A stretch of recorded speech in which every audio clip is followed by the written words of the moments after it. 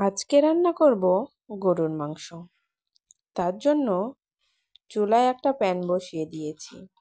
তাতে দিয়েছি 1 কাপ মতন পেঁয়াজ কুচি। এখন পেঁয়াজ কুচিটাকে খুব ভালোভাবে নেড়ে চেড়ে ভেজে নেব। পেঁয়াজ কুচিটা যতক্ষণ পর্যন্ত না লাল হবে ততক্ষণ পর্যন্ত নেড়ে চেড়ে ভেজে নেব। আজকে আমি গরুর মাংস রান্না করব সরিষার তেল দিয়ে। তার জন্য প্যানে সরিষার তেল দিয়েছি, তার উপরে পেঁয়াজ দিয়ে এখন ভালোভাবে ভেজে নিচ্ছি।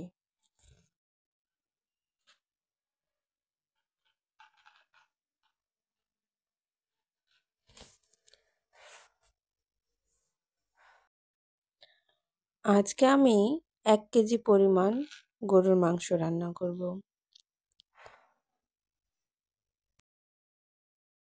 পেঁয়াজ কুচিটা ভালোভাবে নেড়ে চেড়ে ভেজে নিয়েছি। এখন পরিমাণ মতো সব মশলা দেওয়ার পালা।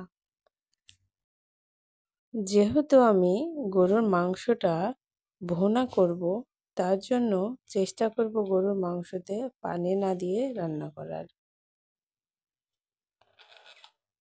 এখন আদা বাটা রসুন বাটা পরিমাপ অনুযায়ী দিয়ে দেব। 1 কেজি মাংসতে যতটুকু পরিমাণ মশলা লাগে ততটুকু পরিমাণ মশলা আমি দিয়ে দিয়েছি। এখন দিয়ে দেব স্বাদ মতো লবণ। এখন মশলাটাকে পেঁয়াজের সাথে ভালোভাবে নেড়ে চেড়ে মিশিয়ে নেব। আদা রসুন বাটাটা একটু ভালোভাবে কষিয়ে নেব। তারপরে দিয়ে দেব ধনিয়া গুঁড়া, মরিচ গুঁড়া, হলুদের গুঁড়া, জিরে গুঁড়া, সব একসাথে পরিমাপ মতো দিয়ে দেব।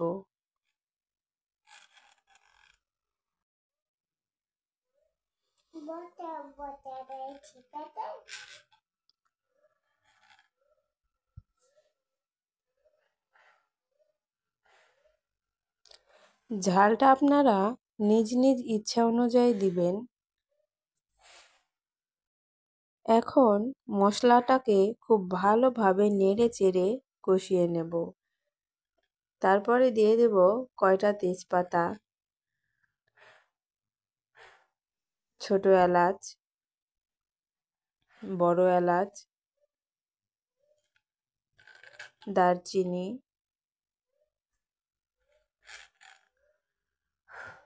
কয়েকটা লং ও গোলমরিচ দিয়ে মশলাটাকে খুব ভালোভাবে কষিয়ে নেব। যতক্ষণ পর্যন্ত না মশলার উপরে তেল ভেসে আসে ততক্ষণ পর্যন্ত মশলাটা কষিয়ে নেব। তেলের পরিমাণটা আমার একটু কম মনে হয়েছিল, তার জন্য এখন আবার কিছুটা তেল দিয়ে দিলাম। দিয়ে এখন ভালোভাবে মশলাটাকে কষিয়ে নেব।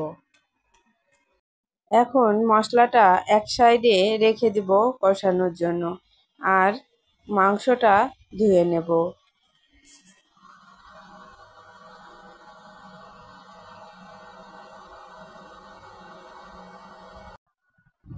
মাংসের টুকরাগুলা একদম ছোট করবেন না, যথেষ্ট বড় রেখে মাংসগুলো রান্না করবেন। তাহলে মাংসটা দ্রুত সিদ্ধ হবে এবং খেতেও অনেক ভালো লাগবে। আর মাংসের টুকরাগুলো ছোট হলে মাংসটা সিদ্ধ হতে অনেক দেরি হয়। মাংসগুলো আমি 2 বার হালকাভাবে ধুয়ে নেব। অতিরিক্ত বেশি ধোয়ার প্রয়োজন নেই। মাংসগুলো ধোয়ার পরে মাংসগুলো চেপে চেপে ধুয়ে নেব, যেন মাংসগুলোর অতিরিক্ত পানিটা ঝরে যায়। আমার মাংসগুলো ধোয়া হয়ে গেছে। এখন চলে যাব মশলাটার দিকে। মশলাটার কি অবস্থা একটু দেখে নেওয়া যাক।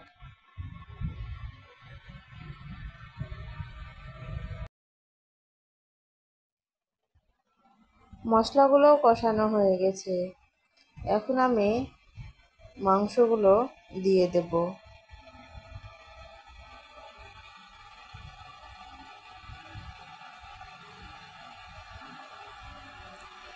মাংসগুলো দেওয়া হয়ে গেলে মাংসগুলো ভালোভাবে মশলার সাথে মিশিয়ে দেব। এখন সবার উদ্দেশ্যে বলি, আপনারা যারা গরুর মাংসের কালারটা ঠিক করতে পারেন না, অথবা কালারটা ঠিক হয় কিন্তু খেতে ভালো লাগে না, তারা আমার এই দেওয়া রান্না অনুযায়ী একবার রান্না করে দেখবেন। অবশ্যই ভালো মানের মরিচের গুঁড়া ও হলুদের গুঁড়াটা ব্যবহার করবেন, তাহলে মাংসের কালারটা ঠিক থাকবে। অনেক সময় মশলার কারণেও মাংসের কালারটা নষ্ট হয়ে যায়।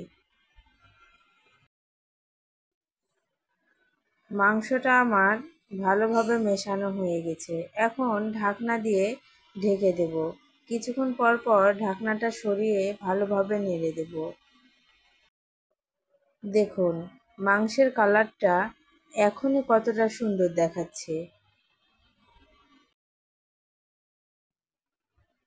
মাংসগুলোকে যত বেশি কষানো হবে, স্বাদটাও কিন্তু তত বেশি হবে।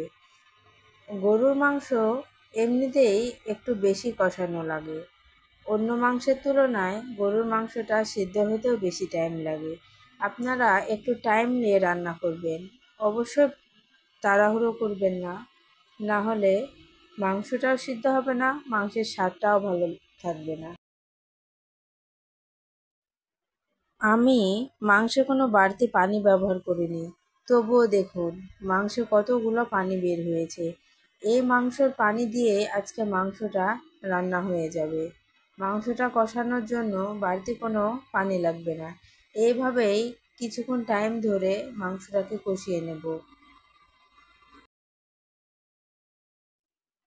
মাংস রান্না করার জন্য মাংসে যতটা পরিমাণ কম পানি ব্যবহার করতে পারবেন, মাংসের স্বাদও ততটাই বেড়ে যাবে। চেষ্টা করবেন অবশ্যই কম পানি দিয়ে মাংসটা রান্না করার। যদি সম্ভব হয় তাহলে মাংসর পানি দিয়ে মাংসটা রান্না করার চেষ্টা করবেন।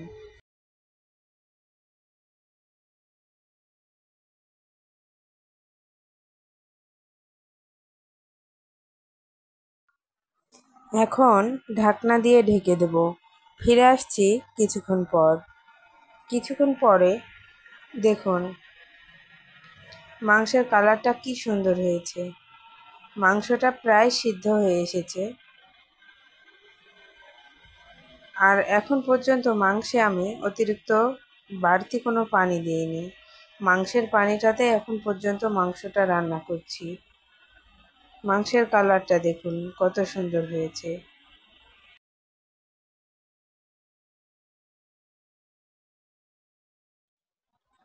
কিছুক্ষণ পর পর ভালোভাবে নেড়ে দেব, আবার ঢাকনা দিয়ে ঢেকে কিছুক্ষণ ধরে রান্না করব। কিছুক্ষণ পর পরই নেড়ে দেওয়া লাগবে, কারণ মাংসে আমি বাড়তি পানি দিইনি। তখন মাংসের মশলাটা যদি নিচ থেকে লেগে যায়, তাহলে মাংসে একটা পোড়া পোড়া গন্ধ লাগবে, তখন মাংসটা খেতে আর ভালো লাগবে না।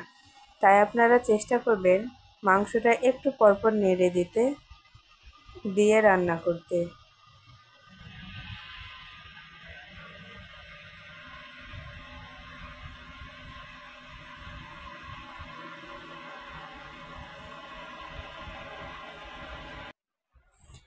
দেখুন মাংসের কালারটা কি সুন্দর, দেখেই মনে হবে যে খাই।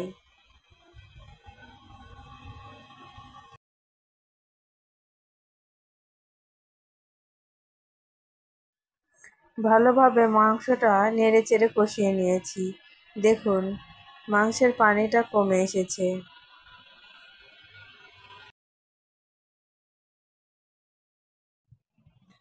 মাংসের গন্ধে আমার পুরো বাড়ি ছড়িয়ে গেছে। এত পরিমাণ সেন্ট বার হইছে মাংস থেকে, আমার তো আর তর সইছে না।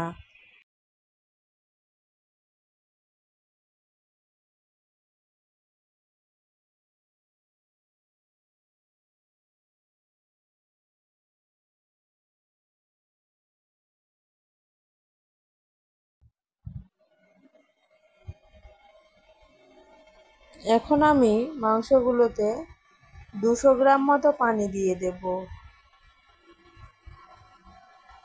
পানিটা অবশ্যই গরম পানি দিতে হবে।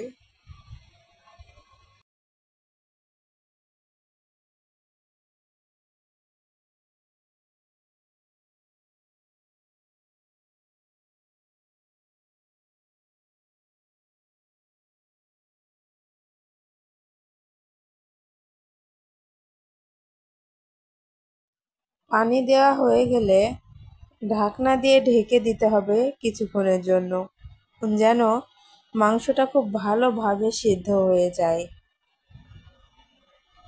আমি আগেই বলেছি মাংসে আমি অতিরিক্ত ঝোল করব না, তার জন্য আমি অল্প পরিমাণ পানি দিয়েছি।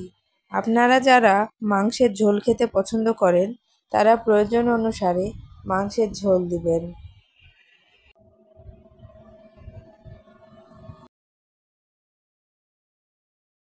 এখন আমি তরকারিগুলোর মধ্যে কয়েকটা আস্ত গোটা রসুন দিয়ে দেব। পার্সোনালি আমার এই রসুনটা খেতে অনেক ভালো লাগে, তার জন্যই মূলত এই রসুনটা দেওয়া। আপনাদের যাদের পছন্দ তারা দিতে পারেন। ফিরে আসছি কিছুক্ষণ পর। দেখুন আমার রান্নাটা প্রায় শেষ। দেখতে কতটা সুন্দর হয়েছে, না জানি খেতেও কতটা সুন্দর হবে।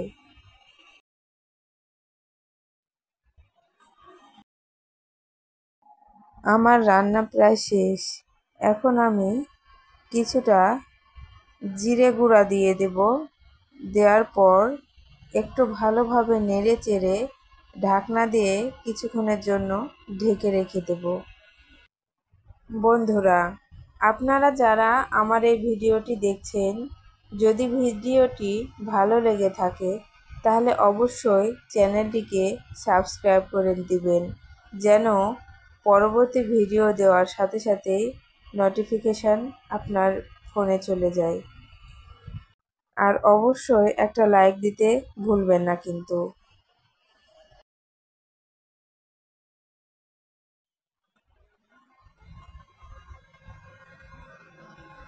দেখুন আমার রান্না শেষ। মাংসটা দেখতে কতটা লোভনীয় হয়েছে।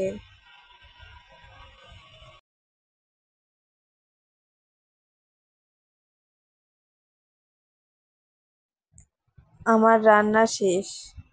এখন আমি নামিয়ে নেব। দেখুন, দেখেই যেন জিভে জল চলে আসছে। ভিডিওটি যদি ভালো লেগে থাকে তাহলে একটা লাইক দিতে ভুলবেন না কিন্তু। ধন্যবাদ।